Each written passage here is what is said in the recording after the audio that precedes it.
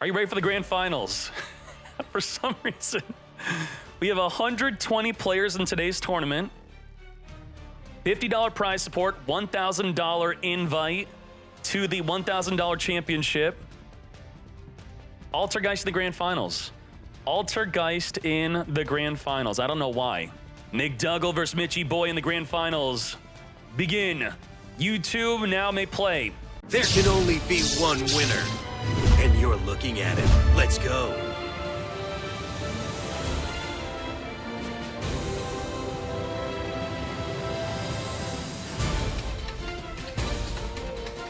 Rocket Tracer to start off right away. If you have the max seed, now is the time to do it. What you're going to normally try to do in Dragon Link, there's multiple ways to do this. You're trying to get a dragon on the field. We're going to quick launch a rocket onto the field. With the dragon on the field, you make a striker dragon grabbing the field spell, which will summon a rocket from the hand. We're already activating the Rocket Tracer. You normally never do this early. This locks you into dark monsters, so that's going to turn off so many cards. He's not going to be able to make a Crystron Hulk into the Red Rose. He's not going to be able to Hieratic Seal. You're not going to be able to Apollo USA if you play it. Dark monster summoning only. Borrelend Dragon. He doesn't have to Fairy Tale Snow because the Borrelend Dragon will negate the Tracer, summoning the Recharger to now make the Borrelode. OG Borrelode to Link 4? Wow, that's interesting. Wait, it's a different Borrelode? Okay. Borrelode Savage Dragon. We have double negate. The Borrelend Dragon cannot be targeted with monster effects. We're going to Impermanence, negate. If we impermed the Borrelend, then he could have Fairy Tale Snowed to still make this, so okay. Imperm on the Borrelend would not have been good. Imperm on the Borrelode is a good play. So it's not like a card like the Branded in Red where if you chain call by the grave or some way to deal with it that it's going to stop the negates. Now off the Impermanence, that's going to trigger the Multi-Faker. Multi-Faker is going to summon from the hand. You now can play 2 Multi-Fakers, greatly increasing your chance to open up a Multi-Faker to do this turn 1 play. Ash Blossom is going to negate the Multi-Faker from summoning a Siliquos, which would have been able to spin a card in the field back to the hand. Very good. Oh my. He was trying to summon this. Silquatos, add Multi-Faker back, spin the Borrelode back to the extra, which really would not have been that big of a deal. How do we deal with the Borrelend Dragon as an Altergeist deck? This is the automated breakdown. We're going to be drawing 2 off of the Pot of E, no Ash. We use the Ash on the Multi-Faker. What is our outs? We can't target it with Silquatos. We have to imperm negate it, then target it and put it back in the extra. That's going to be difficult.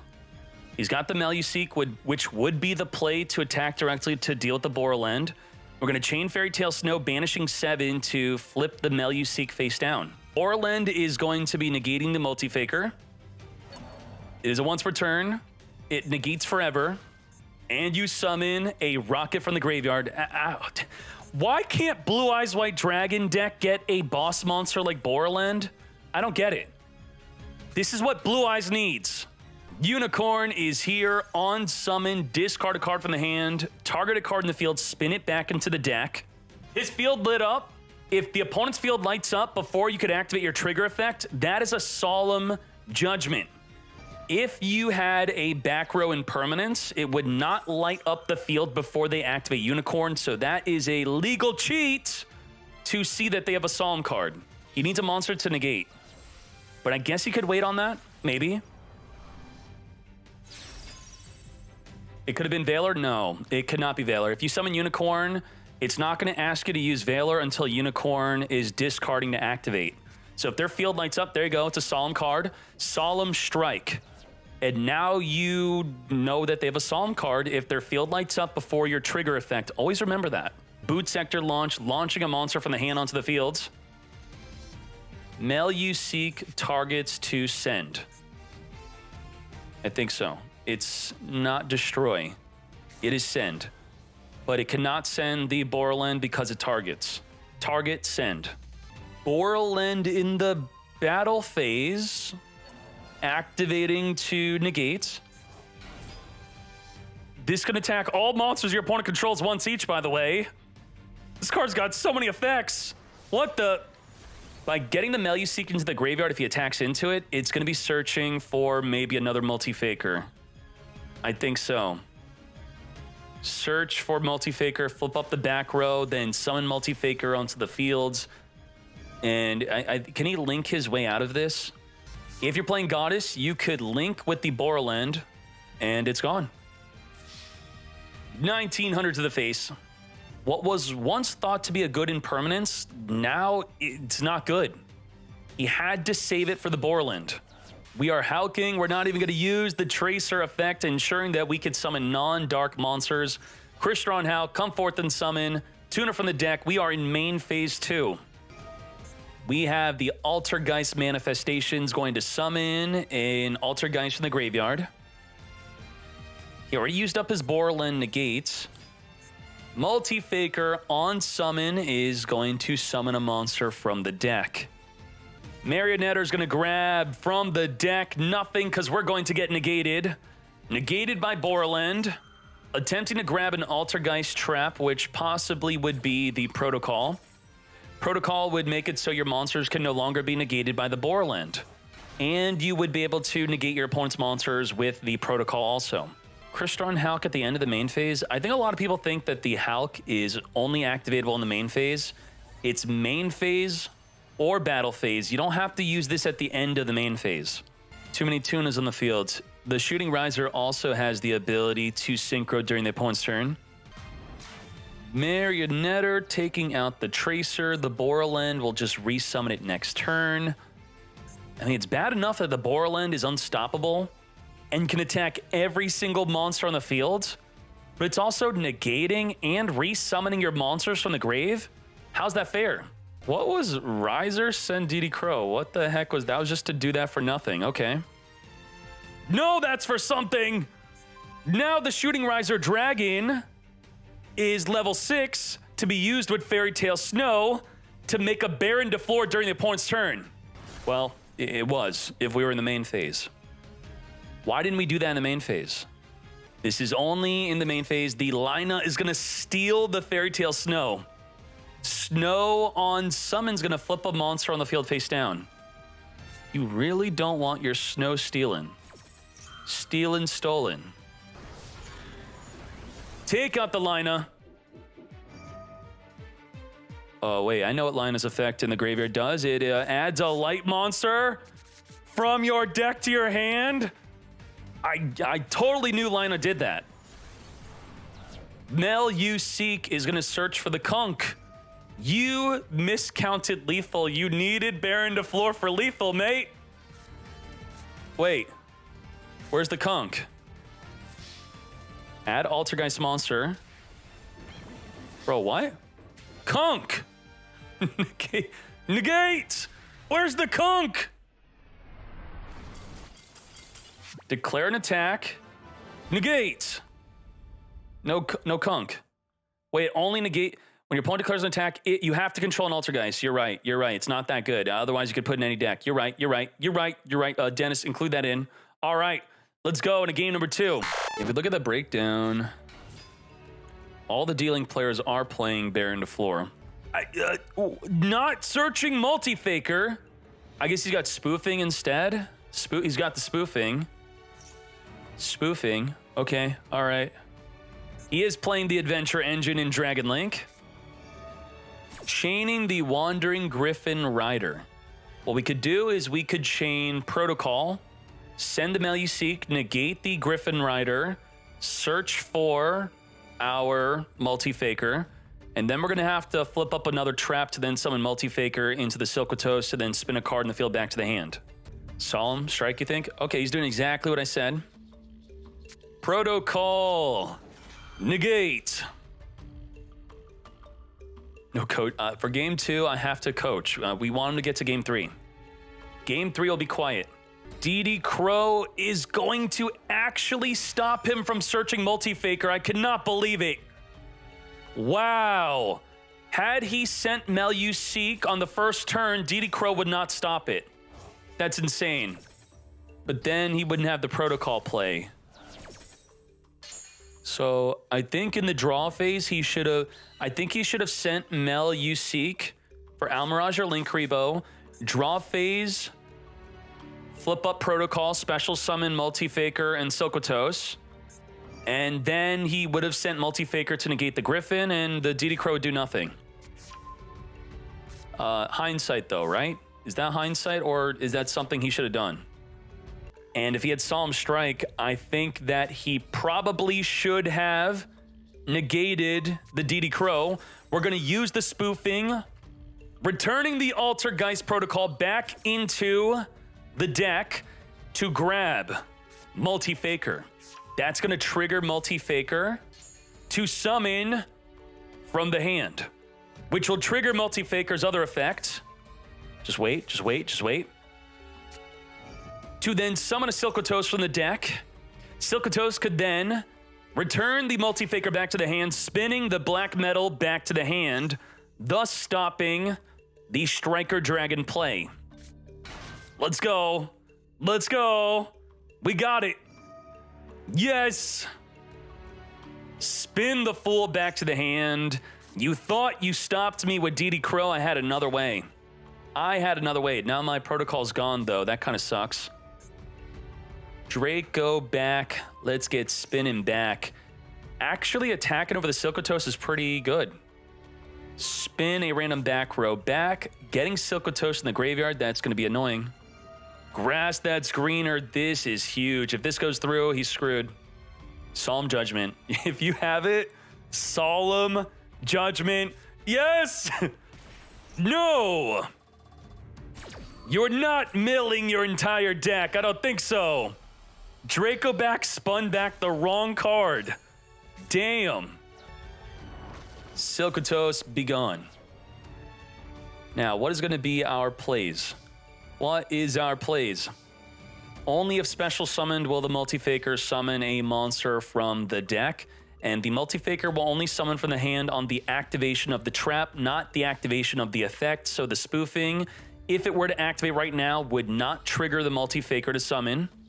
I mean, we gave up the protocol play, right? No protocol. Mel You Seek on direct attack is going to send the token or Fateful Adventure to the graveyard. Goodbye to the token.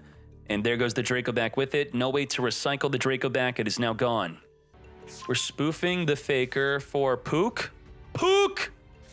We got Pook!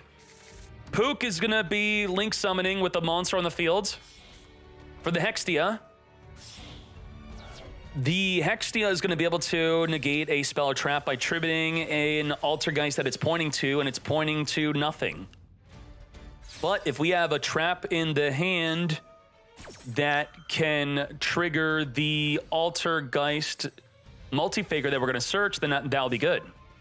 Well, the Mel You Seek is going to be searching for probably Multi-Faker. Not that he needs to. He does have spoofing to search it. He just doesn't have a way to trigger the Multi-Faker. That trap's got to be something that might just, you want to flip it up whenever. It could potentially be a Solemn Judgment, which so far, you can't Solemn Judgment the Fateful Adventure. You can't Solemn Judgment the Water Enchantress in the graveyard. You could Solemn Judgment that, but is that worth using Solemn Judgment on? No way. No way. That's doing nothing. Griffin Rider's gone. Griffin's gone. Dracoback's gone. Now we might have something worth using our card on. We're going to Impermanence. Imperm, negate. Triggering Multi-Faker. Multi-Faker, very important too. I'll tell you what's important after he does it. To make sure you summon it behind the Hextia.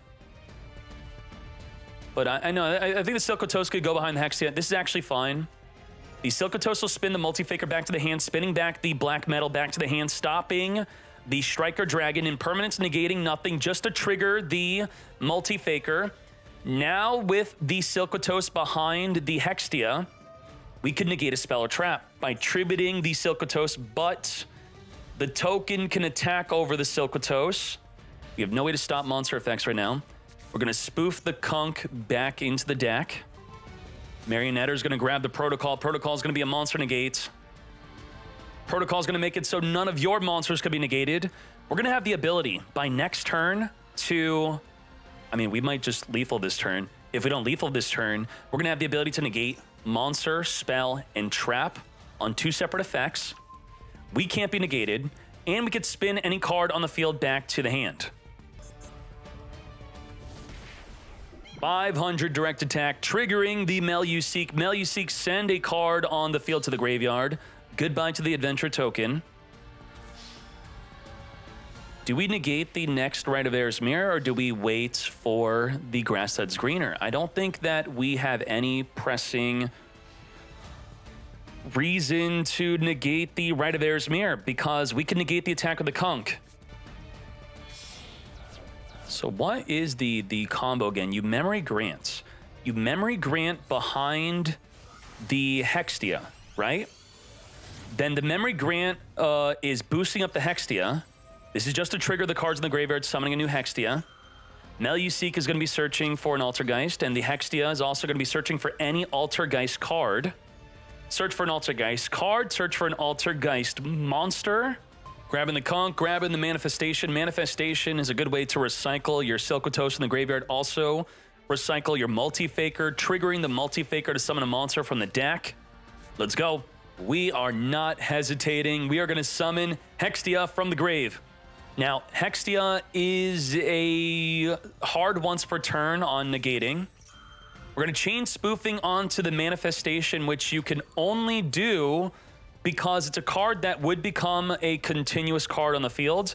And because it's not a continuous trap, it doesn't even negate the effect. It's broken. It's such a broken interaction. It's insane. It's purposely not a continuous trap, and because it's not continuous, it doesn't get negated by the play you just saw. It's also going to be triggering the Multi-Faker from the hand. Multi-Faker, come forth and summon. We can only spell and trap card negate once. We could spin a card in the field back to the hand. We could monster effect negate with the protocol we know he has in the back row. Black Metal Dragon, I think, for what, the 3rd or 4th time he's attempting to just link into a Striker Dragon. The Silcotos, hard once per turn. Spin the Black Metal Dragon back to the hand, returning the Meluseek. He's got all his bases covered. Ooh, we only have 1 spell and trap card negates. If we negate this, then he follows up with Grasslands Greener. We might just lose the whole duel. We might have to let this go through. He's negating. That's it. He cannot negate again. Wait, can he negate again? The hard once per turn is searching your deck. He actually has 2 negates. Can't wait.